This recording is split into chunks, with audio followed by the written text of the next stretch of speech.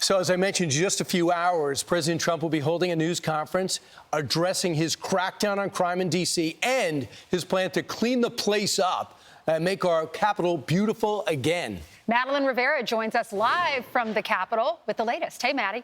Good morning. The White House says their efforts are in line with an executive order the president signed in March to make D.C. safer. He says in part on Truth Social, the homeless have to move out immediately. We will give you places to stay, but far from the Capitol. The criminals, you don't have to move out. We're going to put you in jail where you belong. It's all going to happen very fast, just like the border. President Trump has mobilized agents from several federal agencies for at least 7 days to fight violent crime.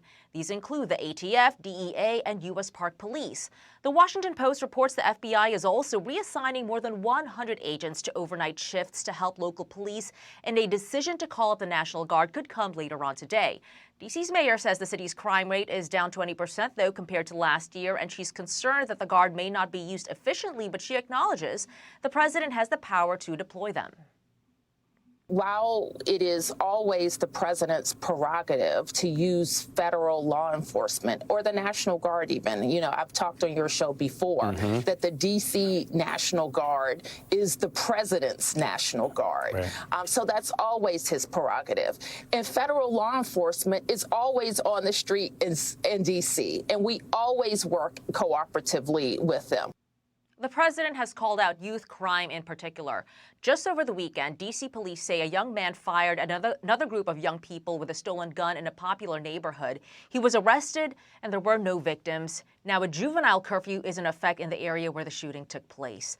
The president says his announcement this morning, though, like you said, Brian, will not only be about crime, it would also be about making the nation's capital more beautiful, saying the city is only getting dirtier and less attractive. Lawrence Ainsley and Brian. Hey, Maddie, the one thing I would say is, do you notice both leaders, different parties, but they're very respectful for each other? It's kind of rare. The mayor was respectful to the president. Here the crime stats are down, but I'll take his help. And the president said, she's a great person, but I got to insert myself. Yeah, it was interesting hearing the D.C. Mayor Muriel Bowser's tone over the weekend talking about this federal resources, local police. They've been very cooperative on this issue. But how could you not, who doesn't want to make D.C. safer at this point? Yeah. So true. Absolutely. Thanks, Maddie. All right. Thank you, Maddie. This is the issue of our time. It's not just D.C., it's all these liberal cities all across the country. And this just happens to be the capital. And the gangbangers have been getting away with it. The teens are carjacking all over the place. I know they want to say that the numbers are down, but if you talk to people that are there, they don't feel that way. Well, she said the numbers are down 35%, or I think she said 2 years ago they were down 35%. And they've gone down again over the last year.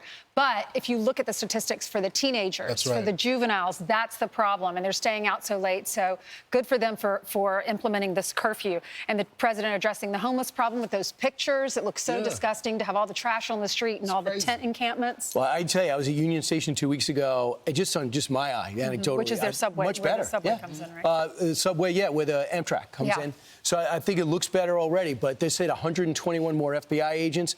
But, Lawrence, what do you do with teenagers? So 16, 17, you can't charge them as adult, yet they're beating up guys like Big Balls. Well, you change the statute. And with the shooting Redskin running backs. You change the statute and you still charge them as adults. If they're part of this, or you put them in the program where they can't leave the juvenile detention facility. But right now you have DAs that are essentially not doing their job. So what they plan on doing is the feds charging us. That way the U.S. attorney can handle it, Janine Pirro. Yeah, I like that Muriel Bowser did say it's his prerogative. If the president wants to use federal law enforcement, he can. But she did mention over the weekend in lots of different interviews that crime is down. She said specifically it's decreased 26% over the past year. But clearly there's still a problem. You have that congressional intern that was shot. He was accidentally in the line of fire. Someone was trying to hijack his car or take a lady's car, and he intervened to protect her, and he ends up, that's the other guy. He got beat up senseless by a group of teens. Yeah. So they definitely need to clean it up. I don't understand why these leaders don't want to work together. Look, I would say if I'm leading, I would say the numbers are down, but yes, thank you, Mr. President. Bring in additional people. I want to keep our community safe, unlike Gavin Newsom. That trial is going to take place today. Right. The one out in California where he's suing Donald Trump. No. He doesn't want the National Guard. The only thing I'd add is, too, he's going to talk about the physical renovation and condition of the Capitol. He's going to make sure these federal buildings are coming in on schedule and not being, gouged like we see so many times. And he says he wants to make the place look good again. Now he's doing it with the White House. Now he's doing it with the Capitol. So in just a few hours, President Trump will outline his plan to stop crime in our nation's capital as grieving families say enough is enough. The crime needs to go away. These gangs need to go. And people will just keep getting assaulted and murdered. And this is our nation's capital. It should be the safest in the country. My son was a good boy and he didn't deserve this. And nobody does. No innocent victim deserves what we're going through. And there's a lot of us out there. So our next guest says the president is making the right move. Fox News legal analyst Gregg Jarrett joins us now. So, Greg, obviously, I believe that the president should do this with all the crime there. But what does the law say? Make it clear for our audience. Well, the law says the president can do what he's planning to do. You know, the D.C. Attorney General, the local prosecutor, essentially, dismisses all of these carjackings with guns as, oh, kids are kids, as if it's okay. It's not okay. You know, when minors act as adults by committing serious violent crimes, they should be treated as adults. But currently under D.C. law, and that's not happening. It's rare that a 16 or 17-year-old gets charged as an adult and the case gets pleaded down to a misdemeanor. The D.C. City Council could change all this. They won't do it. They're soft on crime. So Trump is right to step in. He is allowed to deploy federal law enforcement assets and order the U.S. attorney to assume many of the prosecutions. D.C., understand, is basically a ward of the federal government. That gives the president ample authority to do it. And, in fact, Congress passed a law, the Home Rule Act. He can seize control, if he wants, of the police department on an emergency basis. He would need permission of Congress for a more sustained takeover of the local government. But for now, he is simply flooding the zone with ATF, DEA, FBI to solve this problem and upping the prosecutions by the federal government.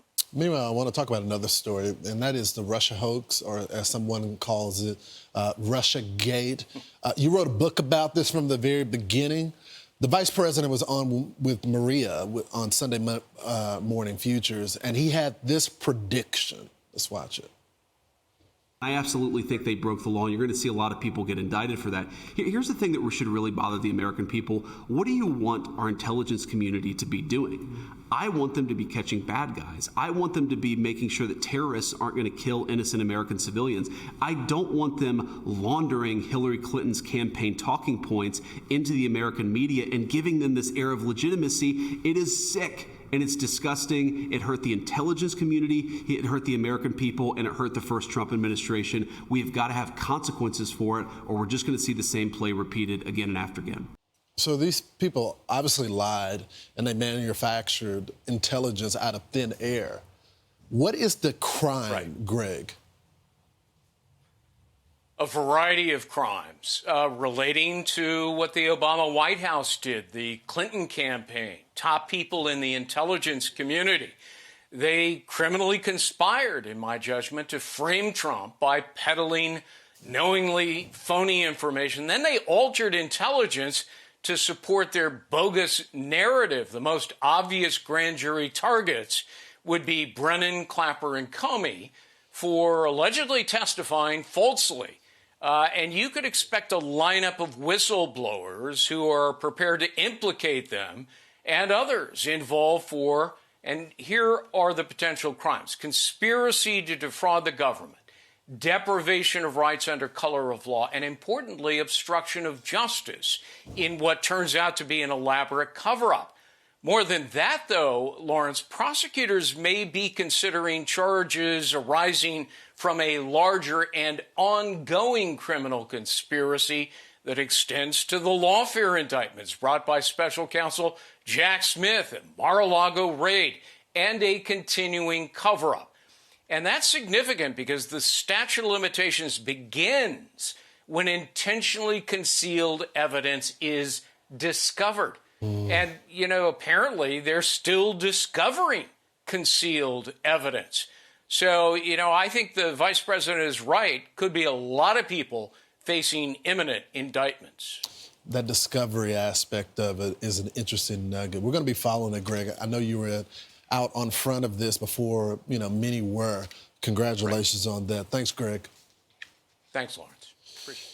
I'm Steve Doocy. I'm Brian Kilmeade. And I'm Ainsley Earhart. And click here to subscribe to the Fox News YouTube page to catch our hottest interviews and most compelling analysis.